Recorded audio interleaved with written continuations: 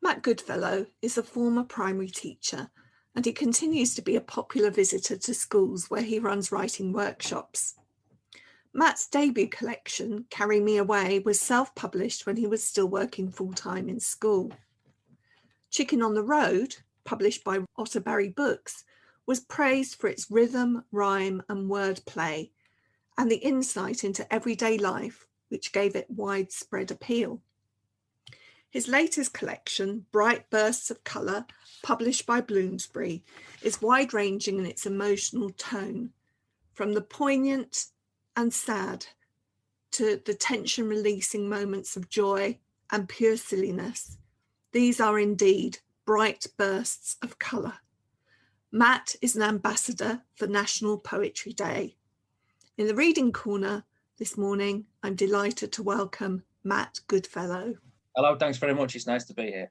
Lots of things that I want to explore with you about this brilliant new collection. And I really do think it's one of the best collections of children's poetry that I've seen for a while. It has great depth to it, as well as being entertaining. It has that full emotional range. And one of the things that I would really love to explore with you, it occurred to me as I was reading the poems, how many of them have both the adult and the child existing simultaneously inside one poem. And there were a number of these. Missing Lessons was one, 10, Happy, Cheers. I could feel the adult Matt and the child Matt in all of those poems. Is that something that you're aware of when you're writing? Yeah, I think so.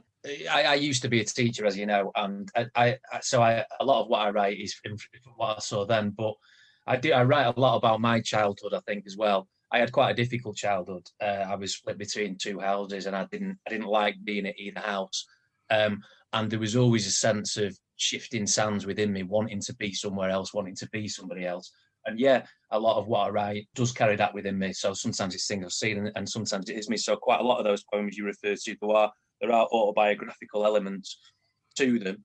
And it just interests me, the dynamic of sadness, happiness carried through life. So yeah, I think you're right. Yeah, I think that's why there's seems to me to be so much emotional authenticity in the poems. You write about sadness, but it also felt that you were not writing out of bitterness. So I think one of the poems where you reflect on this split household is called Split. I wonder if you would read that poem to us. Yeah, I can read that for you. And this is one of the ones which is semi-autobiographical. All of the elements in there aren't me, but I think this is pretty much me. So I'll read you this one, yeah. So it's called Split. I stay at mum's for half the week, the other half at dad's. Both of them remarried to people not that bad. I've got a baby sister. She looks like me, they say. When I'm at my dad's, I miss her. She changes every day. Mum picks me up from dad's house, but never rings the bell.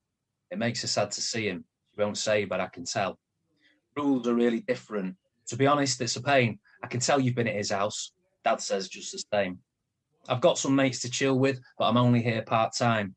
They've got mates they're tighter with, and I don't mind. It's fine. The steps don't do that much with me, but say they want me there. Still, I always get the feeling they're glad I'm out their hair. I don't detest this life of mine, but wish I could have had a chance to see what things were like, just me and mum and dad. They did the best they could, I suppose. The rest is out their hands. I've tried to talk about it, but no one understands. They see a clever, cocky kid, expensive bike and phone, two happy, loving houses, when all I want's a home. I hope that was all right for you, Matt. Asking you to, we start an interview and I get into the kind of deep emotional stuff right at the beginning. That's fine. That's the benefit, I think, often children's poetry in particular, because I do write, I've written funny poems and stuff like that at times. I think people can overlook certain kinds of things. And for me, poetry is about life and relationship and about being able to explore what's going on with the world. And for me, my mum and dad were split up when I was a kid. I wasn't happy about the situation. I didn't like it. My dad wouldn't come and knock on my mum's door because we hated each other, really. And me and my sister, we carry as adults. I'm a 40-year-old man, and I carry with me those emotions, and I see that within other kids, children that I taught in my classrooms. And And I can explore those feelings that I had and see other people having, and still have to a degree. I can explore that in poetry,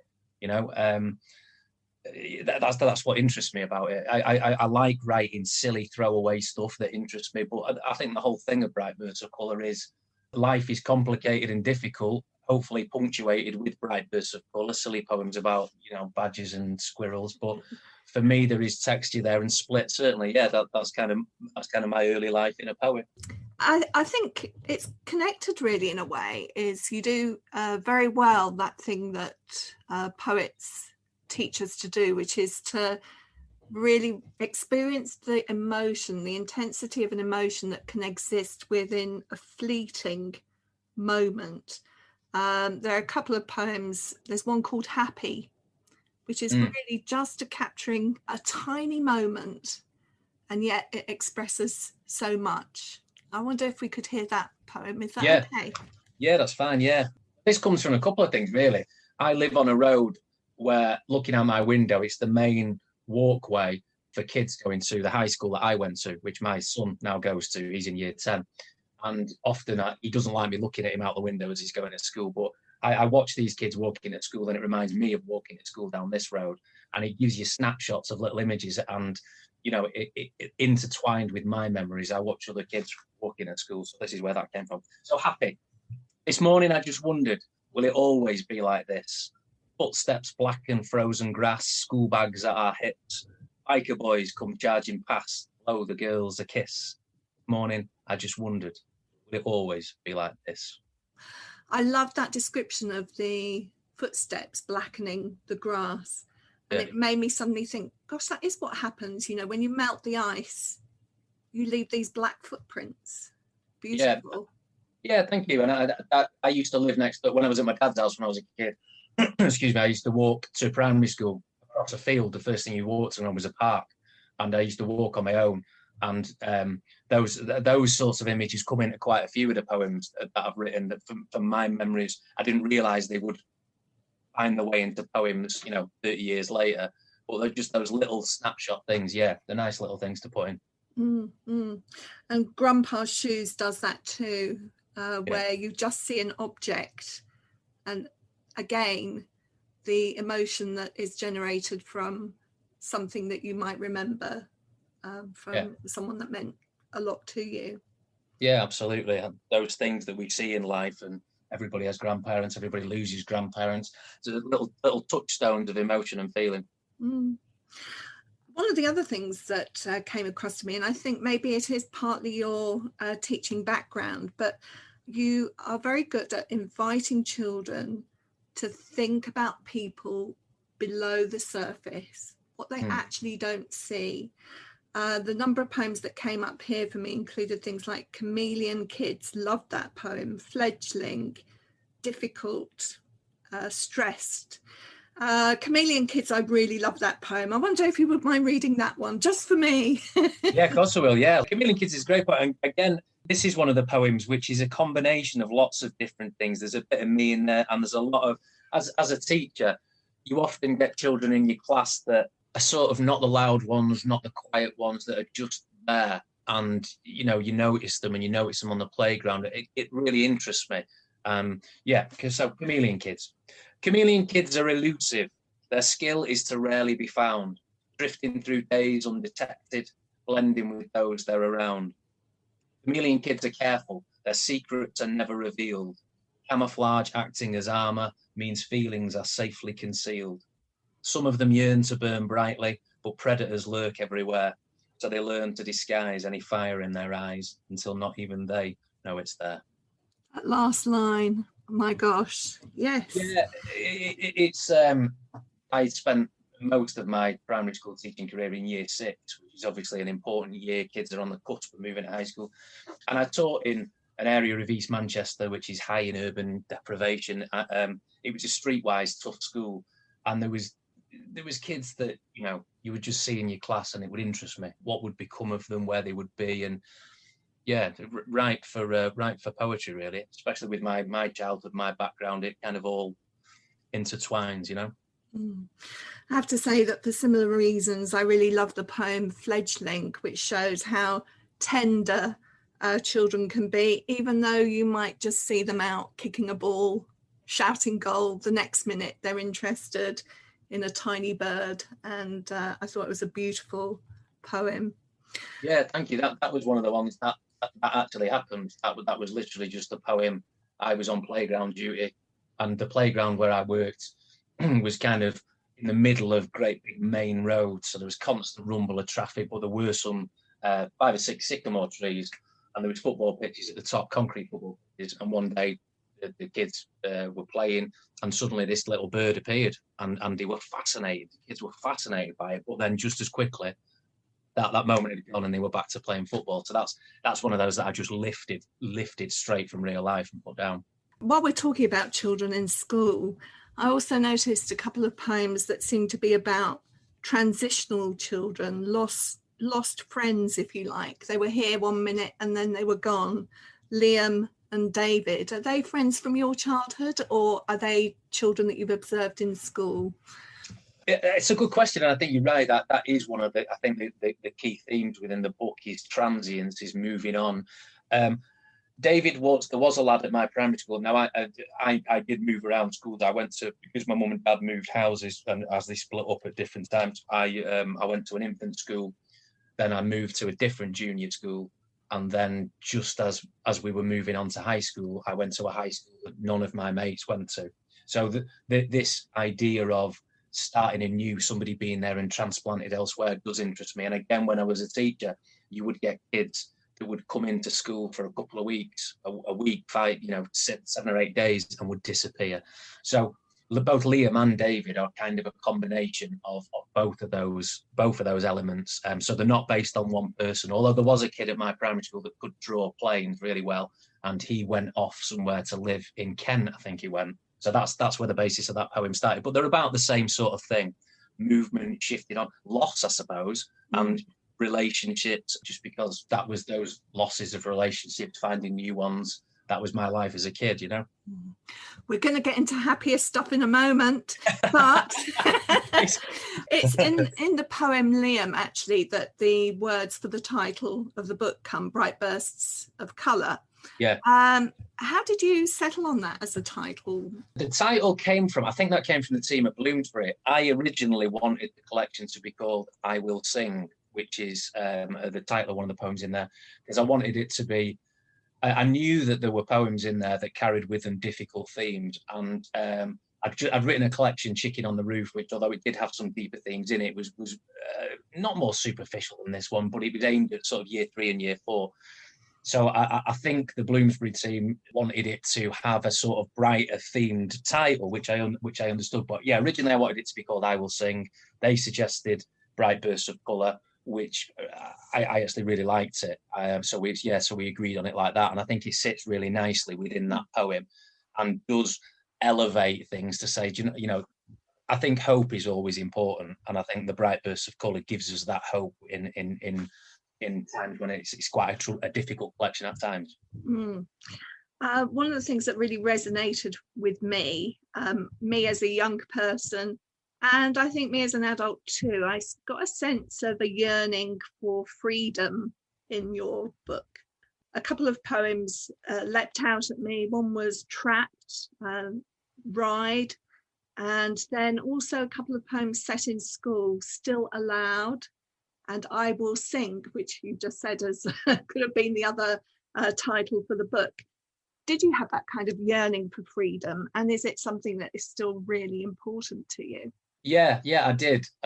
We've talked about my childhood and stuff, and my bike played an important role in my childhood because it gave me a freedom to go off and not be at home. So that's been important to me. I listened when I was a kid. I listened a lot to Bob Dylan. My dad was a massive Bob Dylan fan. And a lot of Dylan songs were about moving forwards, never sitting still. I think that carries that with it, yeah. But definitely always trying to move forward, trying to find some, always looking for something, but never being quite sure what. Could we have the poem Ride? Yeah, I'll tell you, it's page 70. Page 70, yeah. Okay, so this is Ride. I like my bike. The whirring blur of churning cogs turns worlds beneath my feet into something separate from me. that I can't feel or see. I like my bike. I am free. That sense of freedom on a bike is amazing.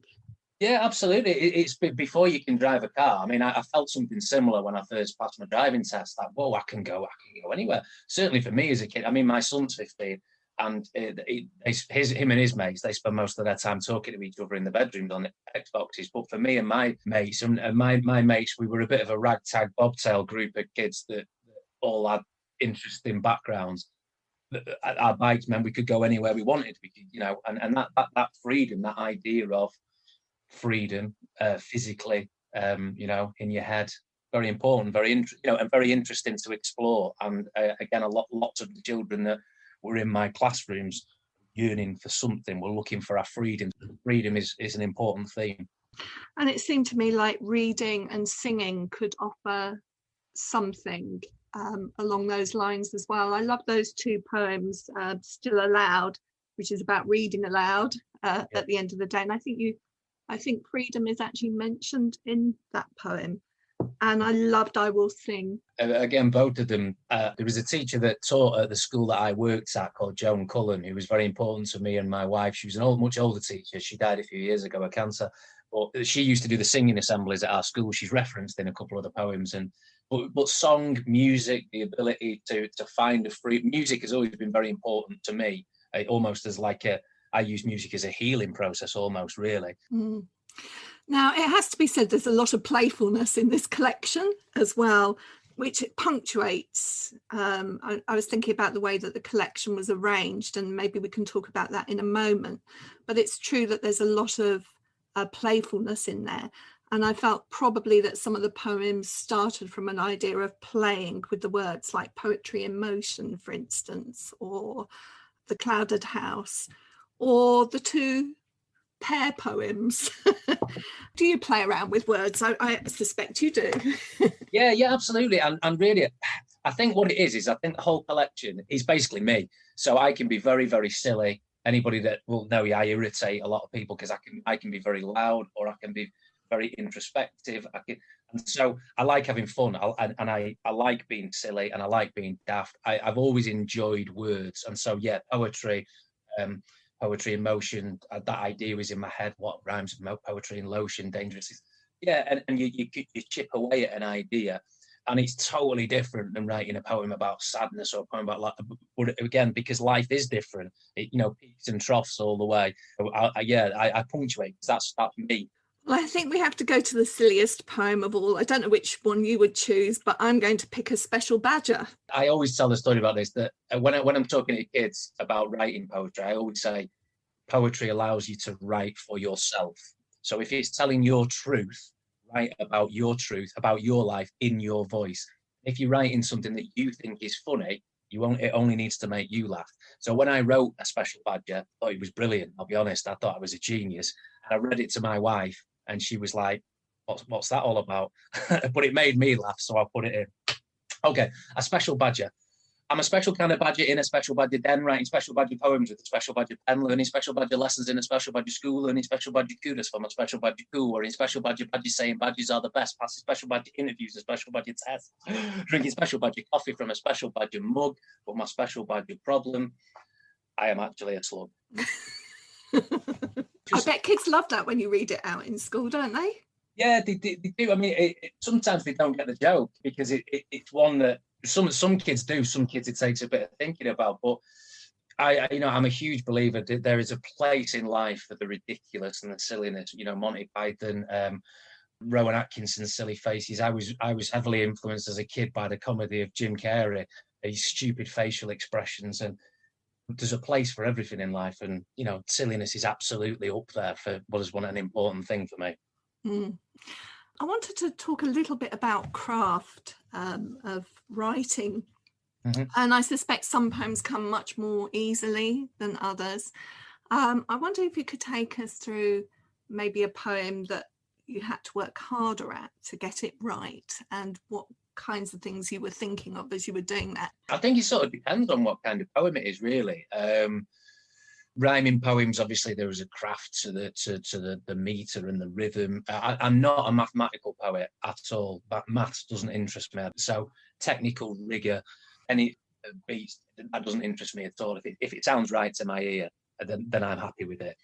It depends, really. A poem like A Special Badger, sometimes you get the punchline straight away, and then it's literally it's finding your way to the joke.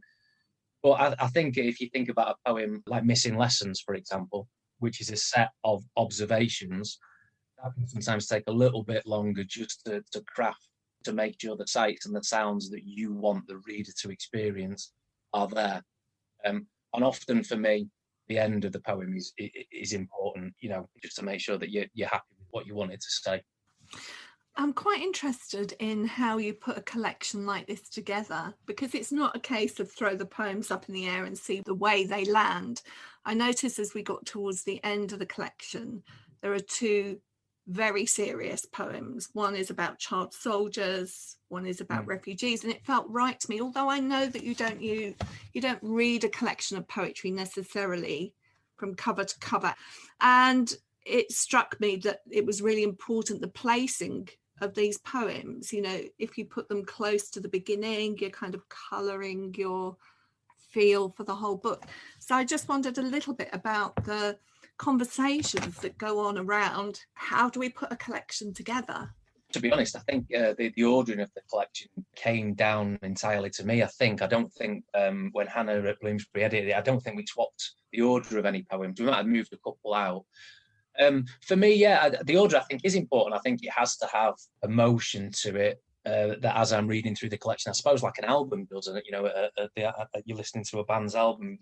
If I want this collection to say something, how do I want the reader to experience those poems? So basically it's print everything out that you've got and begin to find an order that you're happy with. I know specifically for me, I remember certainly I put the Sometimes song at the start, because my mum died when I was sort of 20, and I immediately wanted the reader to understand that this was a collection, that there would be some depth to it. And certainly the last poem in the collection, I wanted that to be a poem of hope, and I hope there is a rhythm throughout the collection that does allow you to find those bright bursts of colour in between the sorts of poems that we've already talked about. So it is important. It just takes time, really, Nikki. It's just taking it out with you.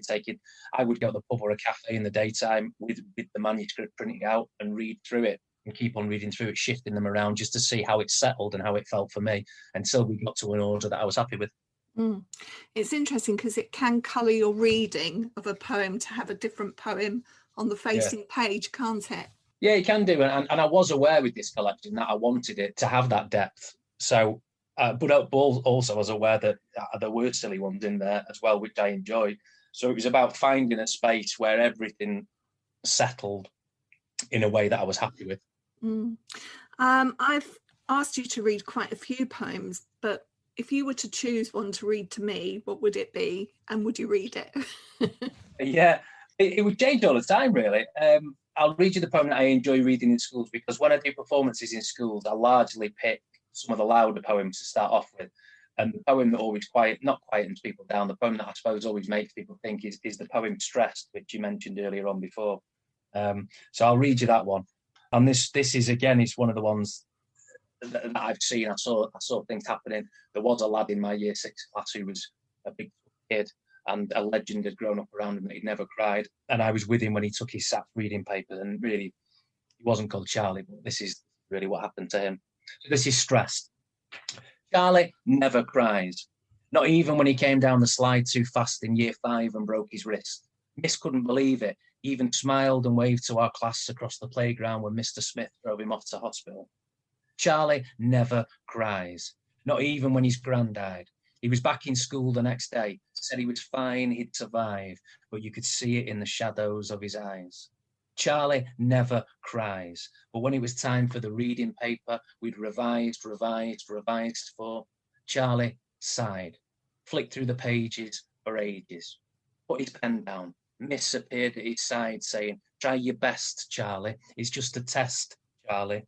And he looked over at me, and I swear I could see right inside his mind. And it was dark, and he was hiding, shoulders shaking, and he knew he couldn't do what they wanted him to do. However hard he tried. And I'll never forget the day of the test, the day Charlie cried. Wow. Very, very moving, and a good one actually for us to end on, because as you know, our podcast is primarily for teachers, student teachers and librarians, and there's much in this collection for us as adults, as well as for the children that we work with.